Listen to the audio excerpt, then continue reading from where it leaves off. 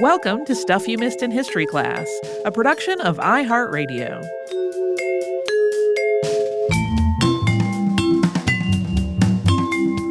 Hello and welcome to the podcast. I'm Holly Fry. And I'm Tracy V. Wilson. Hey, Tracy, I had my first MRI recently. Yeah? Do not recommend. Didn't enjoy it. However, I do recommend. Yeah. I have had one, but I think I had the easier version of it than you did. Did you go in the tube? Only my leg had to be in the tube. Oh, the jealousy I feel. Yeah, my head did not have to be in there. Yeah, my MRI tech, Timothy, who was one of the kindest people I have ever dealt with in medicine, was very sweet, and he let me flip so that my head was the last thing in, but my head was in the tube, and I'm claustrophobic, and I definitely had some freaky outy. Yeah. But it was cool to get a ton of information about what's going on in my body. Also, I'm fine if anybody's worried. Had a little gallbladder eviction, but all well. But as I was lying there in that noisy claustrophobic tube, I literally was like, who on earth decided this was a good idea? This is a torture device. It is a good idea. You get really great images, but it made me wonder how this whole thing came to be. And then I started looking at it and I discovered this is a very controversial question of who invented the MRI. And so I thought, let's unpack that. So let me be real. I love science, but getting into the nitty gritty on quantum mechanics, which are part of this, and superconductors and similar ideas is beyond what I can grasp. Sure. So we're going to talk about how the science came to be. We'll talk about some of the science, but it's definitely the layman's terms and Cliff's Notes versions when it comes to any of the hard science here. So if there are any scientists in the crowd who are like, Holly, that's not quite right, I'm not surprised. This is also a two-parter because there were a lot of people that worked on this technology in different ways over the years, even people that didn't know that their work was going to become part of it. And as much as possible, I really wanted to highlight some of their key biographies because a lot of these men have Nobel Prizes. A lot of these men really changed the world as we know it. So it's two parts. And part one covers some of the key moments that led up to the idea of an MRI even existing and the developments in technology that got to that point where someone was like, could we apply this in a medical way? And then part two is going to delve into how the first MRI machine was built and then all of the controversies that followed. So we'll start with what magnetic resonance imaging is. At its most basic, it's the use of a strong magnetic field in conjunction with radio waves to get imaging data. The most common versions of MRI machines look like tubes that a patient is slid into. This tube is surrounded by a superconducting magnet, and that in turn is surrounded by liquid helium. The machine generates radio waves that stimulate the protons of the hydrogen atoms in the patient's body. There are other atoms, but we'll talk about why hydrogen is the important one later on. Those protons spin out of equilibrium because of the magnetic field, and then when the radio waves are stopped and the protons hustle to realign to normal, that movement, which we'll talk about again later, it's called relaxation, can be captured by sensors in the machine. And this all comes together to create detailed imagery of everything going on in the body. Sometimes dyes are used to amplify the imagery that's able to be captured. And then doctors and radiologists can analyze that captured information to identify disease or issues that might need treatment. Like nowadays, it's things like, is there misalignment in your knee or hip or whatever? It can be used for a lot of different things. So if you've ever had an MRI, if you've talked to somebody who has had an MRI, you know they're loud, notoriously loud, and also inconsistently so. There are banging noises that just change throughout the imaging session. I think that's part of what makes them seem stressful to people is that this unpredictable banging noise is happening. Yes, it's like go in a tiny closet. Someone is going to bang against the walls of the closet with pots and pans. It's cool. It's for medicine. Just hang tight. Yeah. So all of that banging is because the current that runs the magnetic field is passing through three differently aligned sets of coils. They are associated with the X, Y, and Z planes of visual image capture. This combination of electric and magnetic forces is called a Lorentz force, and that force is acting on the coils. It causes them to vibrate. As these different pulses are used to get a complete picture, the vibrations change, so the different noises happen. And the patient is sort of inside all of this most of the time. I was lucky in that my head was like not fully into it, so I had a little buffer. But that means that everything is amplified in there. Yeah, I read one thing that described it as like, imagine you're sitting in the middle of a drum while someone is drumming. And it was like, oh, yeah, that's pretty accurate, actually. The huge benefit of an MRI is that it is a non-invasive way to get excellent imaging for analysis. It doesn't emit radiation the way X-rays or CT scans do, and it can capture an awful lot of detail. But it's also not a technology that everyone can take advantage of, even if the issues of cost, insurance, and availability of machines were non-existent. And that's because of the magnetic field and its potential to interact with non-tissue objects. So if you have had a surgical implant, like a pacemaker or an insulin pump or any number of other devices, you shouldn't get an MRI because the magnet will pull on those. There are also issues when it comes to patients with claustrophobia.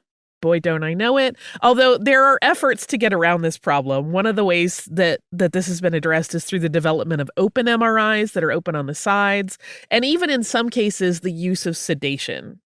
And there are, unsurprisingly, a lot of people involved in the development of this technology and a lot of debate over who should get the credit for it.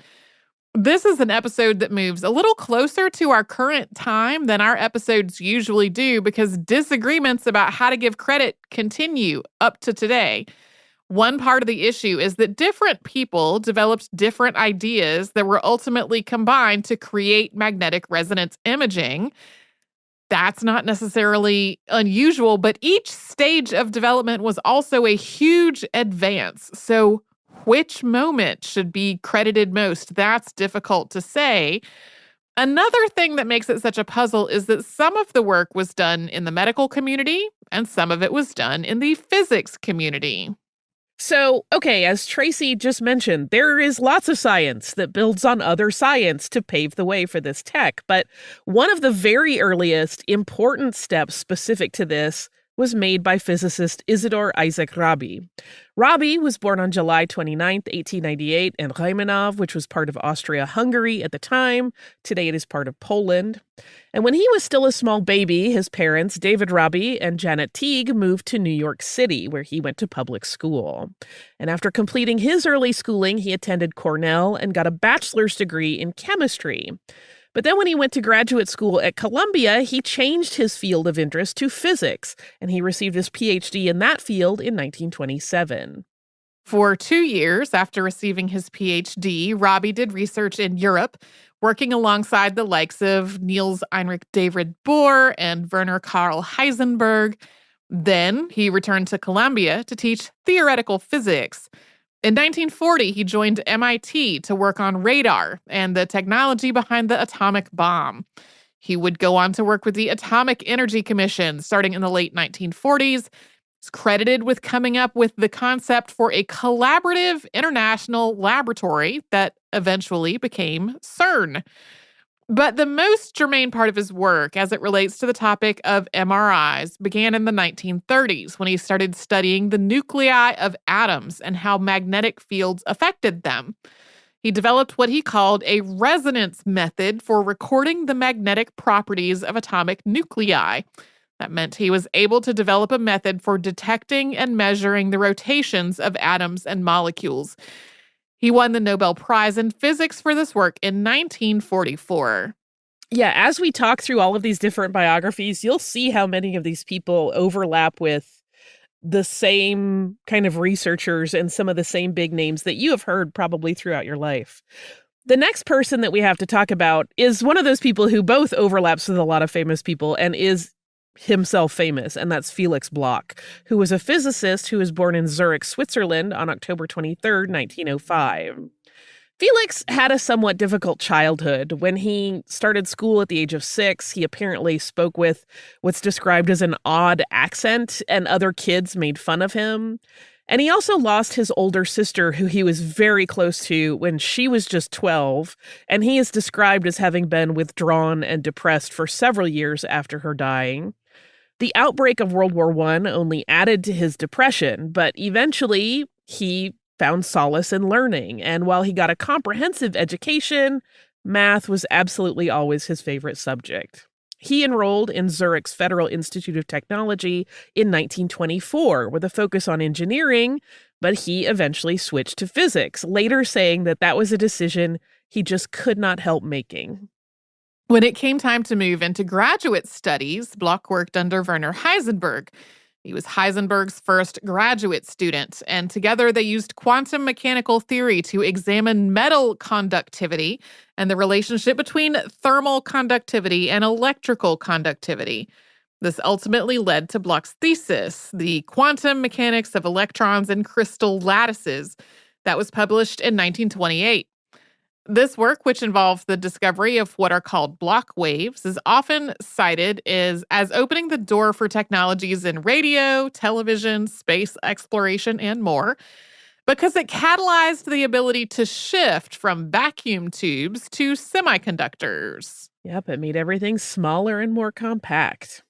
After touring Europe to work alongside other researchers in physics, Bloch became Heisenberg's assistant in Leipzig in 1930. He continued to publish, writing important work on ferromagnetism and quantum theory. In 1932, he became a Privatdozent. That's a lecturer who isn't paid directly by a school as a salaried employee, but as someone who makes their living through the fees that students pay for their classes. But this position allowed him to continue his own research and his own writing as well. But the Nazi Party was rising to power, so Bloch sought a way to leave Leipzig. He applied for and received a Rockefeller Fellowship, and that allowed him to go just about anywhere he might want to work. He had a gap between when he left his teaching job and when the fellowship began, and he spent that time in Zurich. He moved on to Rome once the fellowship began, working alongside Enrico Fermi. Then he was offered a job at Stanford, working as an associate professor of physics. That was autumn of 1933, and Hitler had become Chancellor of Germany. The 28-year-old Bloch took the job and left Europe. Coming up, we're going to talk about another big name in science that is part of Felix Bloch's story. But first, we will pause for a sponsor break.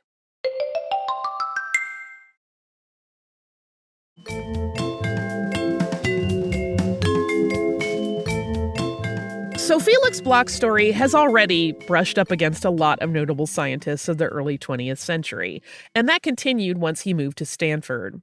For example, he spent a lot of time with Robert Oppenheimer, who was working at Berkeley at the time. The two of them even co-taught a seminar that crossed over between their schools, alternating locations for each lecture. I feel like that's kind of an unusual and unprecedented and probably difficult to do thing today. This was a really exciting time, though, in physics. The neutron had been discovered by James Chadwick in 1932, and Bloch, Oppenheimer, and all of their colleagues in the field were working to understand neutron interactions. Bloch was involved in a lot of noteworthy moments in science history, and specifically in regard to quantum mechanics. He worked at Los Alamos during World War II and worked in radar evasion tech at Harvard. When World War II ended, Bloch returned to California and he resumed his research at Stanford, specifically focusing on nuclear magnetic resonance. This work was published as the paper Nuclear Induction, which Bloch wrote with co-authors W. Hansen and Martin Packard in 1946. Felix Bloch and his colleagues described the way that nuclei of various elements are influenced by magnetism. But completely independently of Bloch's lab, another man, Edward M. Purcell, also published a paper in 1946 titled Resonance Absorption by Nuclear Magnetic Moments in a Solid, describing the same thing. Purcell, like Bloch, had co-authors. These were H.C. Torrey and R.V. Pound. They described the same discovery. This would become an important piece of the bedrock of MRI technology, although neither of these men were interested in medicine. Purcell, like Bloch, was a physicist. The work of both labs examined the way that nuclear magnetic resonance, known more commonly as NMR, affected both liquid and solid matter. So let's backtrack a little bit to contextualize who Purcell was. Edward Mills Purcell was born in Taylorville, Illinois on August 30th, 1912. His father, Edward A. Purcell, worked as a manager at the phone company, and his mother, Elizabeth Mills Purcell, was a teacher before she married and had Edward and his younger brother. Edward is said to have just loved playing with the discarded equipment from his father's job, and that playing with it helped stoke his interest in technology and science. He also routinely read his father's copies of the Bell System Technical Journal, which cracks me up a little bit. Edward later said of that journal, quote, "They were fascinating because for the first time, I saw technical articles obviously, elegantly edited and prepared and illustrated, full of mathematics that was well beyond my understanding. It was a glimpse into some kind of wonderful world where electricity and mathematics and engineering and nice diagrams all came together." The nice diagrams part of that quote charmed me so much. It's so sweet. He seems like he was probably a great dude. Yeah. In 1929, Purcell enrolled at Purdue University to study electrical engineering, but he fell in love with physics as an undergraduate and started an independent study course on the subject while still maintaining his status as an electrical engineering major. When his senior year ended, he stayed at the school through the summer after graduation to work on 2 papers that were eventually published, one on electron diffraction and the other on thin films manufacture. On the heels of his graduation, Purcell was given an exchange fellowship that took him to Germany. And this was 1933, so he was getting into Germany just as Bloch would have been figuring out a way to leave. So this was kind of a strange time to have this opportunity, to be sure. But it was also life-changing in an unexpected way. On the ship across the Atlantic, Ed Purcell met a literature student from the U.S. named Beth Busser, and the two of them hit it off. They went on a date in Europe to a physics lecture, even though Beth didn't understand any of it, apparently. And they became a couple, and they married a few years later. When that year of study in Germany concluded, Purcell went back to the United States and started a position in the physics department at Harvard University, where he worked on his dissertation on 3-dimensional focusing properties of electrons. When his thesis was finished, Purcell became a lecturer at Harvard. Like many scientists, Purcell was also involved in technology research during World War II to help the war effort. He worked at the MIT Radiation Lab to improve radar. He took a leave of absence from Harvard to do this work. A lot of them took leaves of absence from their established positions so that they could go to different labs and work on this stuff. He was head of the Advanced Developments Group at Harvard, and his team's work moved radar forward in a way that offered greater resolution in imaging, particularly from an aircraft, though real-world functionality was seriously hindered by atmospheric humidity.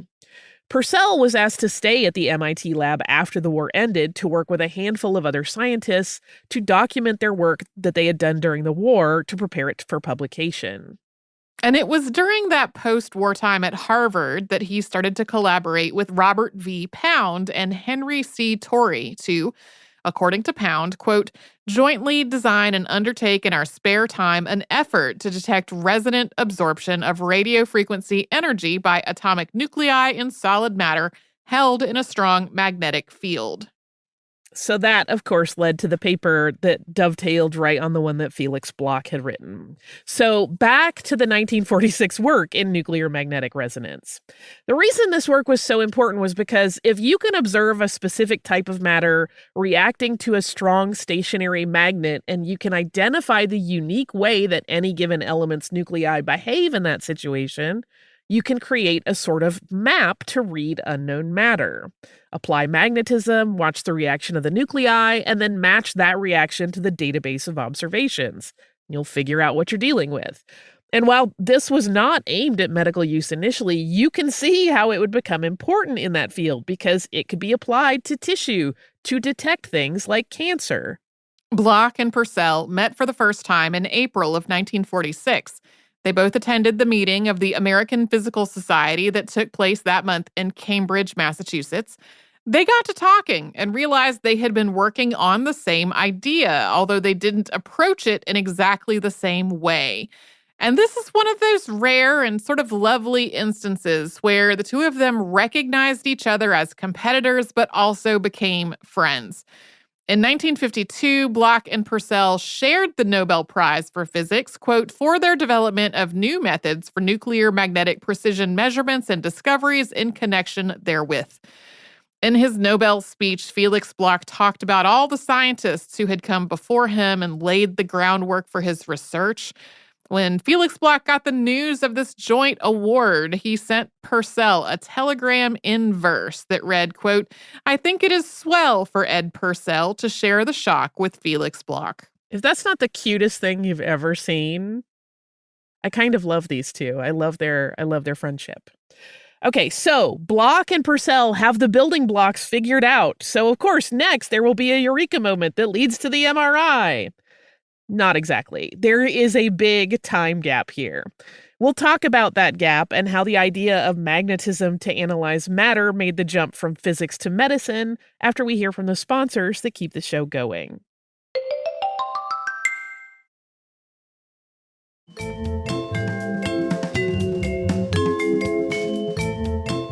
Though there was this recognition in the form of a Nobel Prize of the importance of the work of Bloch and Purcell, it didn't lead to a sudden adaptation of this information into medical use. In a text written by A.L. Luton titled Magnetic Resonance Imaging, A Historical Introduction, which was written in 1999, the author notes right out of the gate, quote, the discovery and development of magnetic resonance imaging is one of the most spectacular and successful events in the history of medical imaging. However, there is a time gap of almost 30 years between the discovery of nuclear magnetic resonance simultaneously and independently by Bloch and by Purcell in 1946 and the first imaging experiments in the 1970s by Lauterbur and by Damadian. We're going to be talking about Lauterbur and Damadian at length later on. In 1953, Erik Odeblad traveled from Sweden to the United States for research as a Rockefeller Foundation Fellow. Odeblad was born on January 31st, 1922 in Kristinehamn, Sweden. And in 1952, after completing medical school in Stockholm, his career was really just beginning. He had begun to work just the year before at the Karolinska Institute, which is a medical university. And his Rockefeller Fellowship took him to Stanford University, where he met Felix Bloch. Odeblad asked Bloch for the chance to use the NMR spectrometer that Bloch used in his lab to look at human tissue samples. So he had this idea, but Bloch turned him down because he thought this was a machine for physicists and not doctors. But Odeblad did not let go of this idea, and after he returned to Sweden, he managed to get an NMR spectrometer of his own. And there he worked with Gunnar Lindström on research with human tissue that would become the basis of the paper, Some Preliminary Observations on the Proton Magnetic Resonance in Biologic Samples. That was published in 1955. Odeblad and Lindström showed in their paper the differences in proton signals of various types of samples. At the very beginning of the paper, for example, they include side-by-side images of the proton signals of water and living yeast cells when the same magnetic field and operating conditions were used on the two samples. And it's apparent even to the layman that they're producing different signals. The next big event on the MRI timeline, and it's a big one, takes place in the 1960s when Dr. Raymond Damadian was working with nuclear magnetic resonance spectroscopy. But this was still not working with human tissue. He was examining chemicals contained in test tubes after using NMR to look for potassium in Dead Sea bacteria samples as an avenue of research prompted by his colleague Freeman Cope. According to Damadian's account, he started to wonder if this technology could be applied to scanning human bodies. When Damadian talked about this, it's apparent that the analysis of the Dead Sea bacteria stoked his imagination of what this tech could do. Quote, I remember the first time I saw a potassium signal. This huge blip filled the oscilloscope screen. I had never seen an NMR machine, and it had a profound effect on me. I mean, wow, in a few seconds, we were taking a measurement that would usually take me weeks, sometimes months to do accurately. I had a reaction to the potency of this. It was doing chemistry by wireless electronics. So let's take a minute and talk about who was this passionately curious man. He was born Raymond von Demadian on March 16, 1936, in Manhattan. His Armenian-American family lived in Queens, and both of his parents worked. His father, Von, was a newspaper photo engraver, and his mother, Odette, was an accountant. Raymond Demadian was clearly an incredibly smart kid. He loved to build model planes and he loved to solve problems. He also showed both talent and dedication to violin, and he enrolled at Juilliard, where he studied for several years until he switched his life plan to science. He received a Ford Foundation scholarship and studied mathematics at the University of Wisconsin before moving on to medical studies at the Albert Einstein College of Medicine. After completing his medical degree, he moved on to biophysics at Harvard, and it was there that his interest in magnetic resonance was sparked. He next moved to a position at Downstate Medical Center in Brooklyn, and there his research and fascination with magnetic resonance continued. Demadian cited a couple of different inspirations for his interest in applying this technology to living tissue. One, mentioned in his biography, Gifted Mind, which he wrote along with a co-author, was that when he was 10 and had seen his grandmother, Jean Victoria, struggle through breast cancer, which she eventually died from, he described her last months as complete agony and suffering and wrote of the experience, quote, "My precious grandmother's death cut me deep inside, leaving a lasting emotional scar.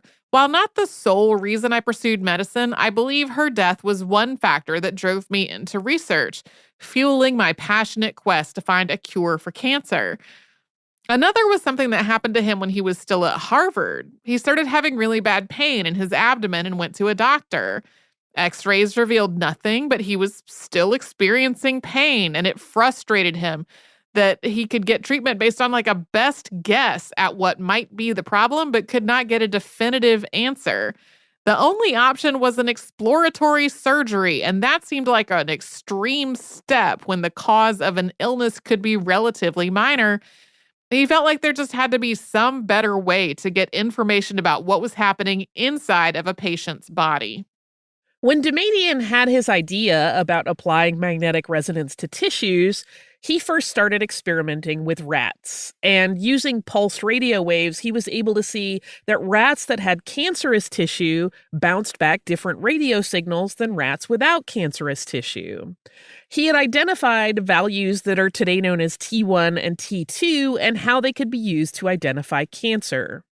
So, for a very abbreviated and simplified layperson's version of what those values are, they are measures of internal molecular motion. Each of them is a time constant, thus the use of the letter T, and each of them references what's called relaxation. In this case, relaxation means the process of returning to natural equilibrium. When magnetic force is applied to a molecule, the nucleus spins, and when the magnetic force is removed, the nucleus returns to its original state. That's a really rough way to describe relaxation in this context. T1, which is also called spin lattice, references the return to longitudinal magnetization, the z-axis. T2, which is called spin-spin, is the disappearance of transverse magnetization on the XY plane. And if you asked me to elaborate further, I would get a sad look on my face because I can't. That's my limited grasp. Those words went from my eyes directly to my mouth with no comprehension of what they mean. It's hard to wrap my brain around it. But here's the important part. Not all nuclei spin when they're exposed to magnetic resonance. Only atoms with an odd number of neutrons or protons do. So something like carbon-12, which is a carbon isotope with 6 protons and 6 neutrons, will not spin because it's very, very stable. This is why we mentioned at the very beginning of the episode when talking about the basics of MRI that it is typically hydrogen that's the focus. It has 1 proton, and it's one of the most common elements of the body. There are other elements that can be used in MRI imaging, but hydrogen is the most common. Demadian believed that if he could show that magnetic resonance could identify cancer, it would be proof of concept to develop a machine to perform that function that could be used by doctors. He used his work with rats as the basis of a paper titled Tumor Detection by Nuclear Magnetic Resonance that was published in Science in 1971. The paper explained how the measurements of T1 and T2 were taken on 6 different normal tissues in rats: muscle, kidney, stomach, intestine, brain, and liver, and also in 2 different kinds of malignant tumors, one a Novikov hepatoma and the other a Walker sarcoma. The paper noted that, quote, relaxation times for the 2 malignant tumors were distinctly outside the range of values for the normal tissues studied, an indication that the malignant tissues were characterized by an increase in the motional freedom of tissue water molecules. The following year, on March 17th, 1972, Damadian filed a patent for an apparatus and method for detecting cancer in tissue. That patent was granted on February 5th, 1974, with the number 3,789,832. It was the first of many, many dozens of patents he would file over the next several decades. With Damadian on the precipice of taking the leap into actually building a machine that could apply nuclear magnetic resonance to a human body as a diagnostic tool, we will end part 1. Part 2 will cover Damadian's challenges and work to realize his vision, as well as the events that led to a lot of controversy and bad feeling about this technology. Now I have relatively relaxed listener mail after all of that science, which breaks my brain, and I wish I understood it better. This is actually, I have 2 pieces that are both in regard to our barbed wire episode and are about pronunciation, but so kind. The first comes from our listener Elaine, who writes, "Hi, I live in the Chicago area, or Chicagoland as we call it, writing in a totally friendly and non-critical way to let you know the crazy way locals pronounce DeKalb. They say the L sound. We say it DeKalb because we both lived in Georgia. Yep. In DeKalb County, specifically. Yeah. And, DeKalb County voter, DeKalb County jury duty, all that. Right. DeKalb Avenue. And we don't pronounce the L. And she writes, they say the L sound. I don't know how to spell that out phonetically, but it's basically pronounced by saying all the letters. Want to know how we say what looks to someone like me, des plaines? We say both S sounds, so it's des plaines, I guess. I've lived here a while now, so that it actually surprises me when the phone directions say it in a more French and correct way. The town of Bourbonnais, which is how it's spelled, is pronounced Bourboins, for real. And she says, here's my friend's bunny for pet tax. That bunny is cute as pie. Oh, I haven't been around rabbits a lot since I was a kid. Yeah. And I both like them and have some mixed memories about them being hard to cuddle. But my understanding from friends that have rabbits, some are very cuddly, some are not, just like any other animal. We also got an email from our listener, Caroline, who says same things. She said, I've been enjoying your podcast for so many years and have attended one of your live events in Chicago before COVID. And I'm very excited to see you both again soon in Indianapolis.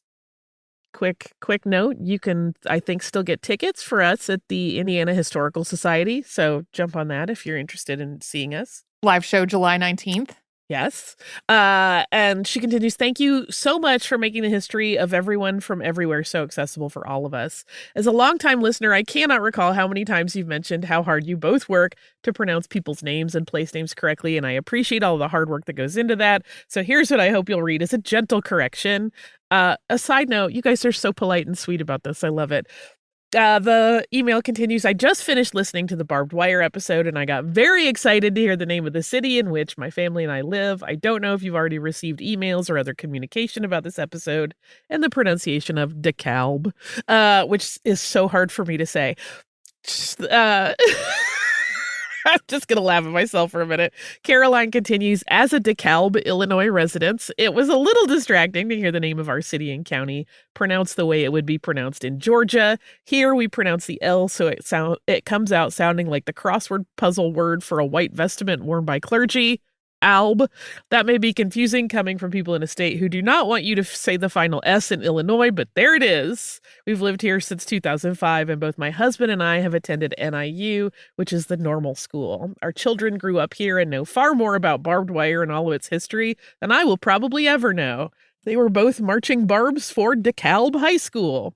We also have the DeKalb Library, which was sensitively renovated to retain much of the original building. Attached are my pet taxes. Penny is the blue nose, Pepper is the black beauty. These are two of my grandkitties, Ducky, the Siamese marmalade, and Magpie, the Burmese. Best, Carolyn, which I have been saying the wrong way. I am obsessed with your dogs.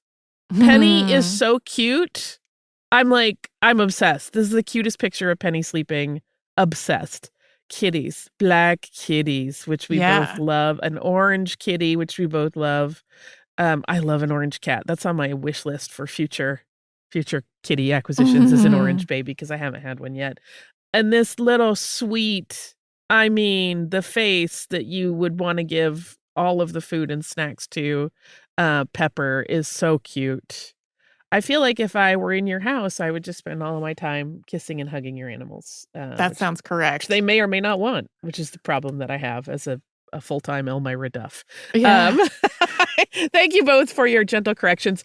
I will tell you that I had a moment when I was listening to the QA and I was like, oh, I think they say that different in Illinois. But we have both been traveling and I was like, there's no way we can get a pickup in this. So I'm just letting it fly. So I had a moment before we recorded where I was like, I feel like there's one of the DeKalbs that says it differently. Because there are multiple places. They're all named after the same person, even though not everyone says it the same way. And normally when there are different pronunciations for a place that is spelled the same, when you go to forvo.com, they're all in there. Yes. And in this case, there was only DeKalb. So, that was because as you said, we both were traveling. We were trying to get episodes recorded ahead of traveling. And that was like my super quick check was at Forvo. And Forvo only had one pronunciation. And I mentally moved on with only DeKalb. Yes. We did get an email from somebody who noted specifically that they are named after the same person, which reminds me of Peabody, Massachusetts, named after George Peabody. Yeah. Multiple or Carnegie Hall, named after Andrew George Carnegie. Peabody is probably how he said his name, but we don't really know. But it's all over the place whether people pronounce things named after him as Peabody or Peabody. So yeah. Yeah. I chalk this one up to the Star Wars thing of it's both AT-AT and AT-AT. Yeah. I don't have anything further to add. My quick check ahead of time did not yield the fact that this was specifically a place that says the L. Also, I will say, and this is not to dog anyone's pronunciation, because we all, listen, I live still in a city where the name Ponce de Leon is Ponce de Leon. So this isn't, I'm not dogging anybody. And I live in Massachusetts. Who even knows what we're doing? Right. Saying DeKalb is so awkward for my mouth. Yeah. It's like, it doesn't want to do it. If we had gotten that information correctly ahead of time. It might have been a long record. I think more likely there would have been times that we pronounced it the way we have always pronounced it and then would have caught it in QA and we would not have been able to fix it because of our travel schedules. Yeah.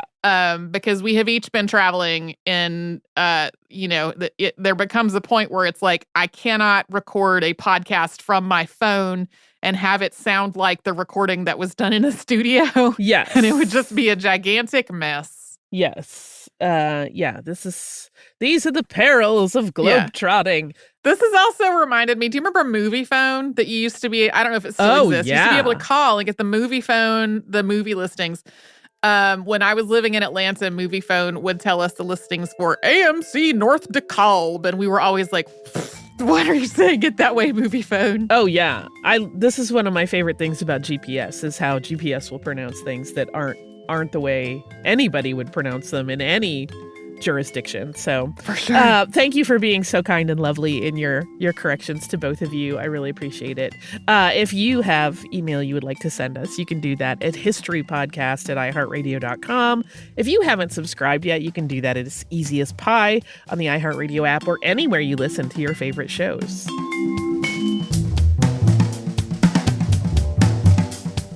Stuff You Missed in History Class is a production of iHeartRadio. For more podcasts from iHeartRadio, visit the iHeartRadio app, Apple Podcasts, or wherever you listen to your favorite shows.